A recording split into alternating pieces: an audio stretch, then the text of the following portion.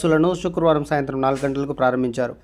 శ్రీశక్తి పథకం కింద depot manager Nirmala ఏర్పాటు చేసిన మహిళల ఉచిత బస్సులను టీడీపీ జాతీయ ప్రధాన కార్యదర్శి పీలేరు నియోజకవర్గ MLA Nallari Kishore Kumar Reddy ribbon cut చేసి ప్రారంభించి బస్సు ఎక్కి మహిళలకు జీరో టికెట్ను టిన్ ద్వారా కొట్టి మహిళలకు అందజేశారు.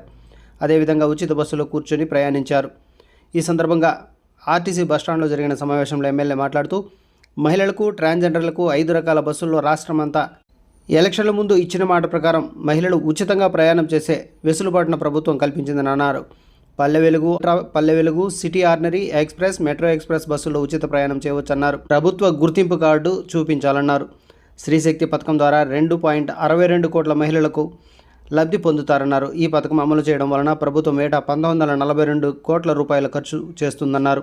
ఇచ్చిన మాట ప్రకారం సూపర్ 6 పథకాలు అన్ని ముఖ్యమంత్రి నారా చంద్రబాబు నాయుడు చేస్తున్నారని మహిళలకు తెలిపారు. ఈ కార్యక్రమంలో ఎన్ఎంయూఏ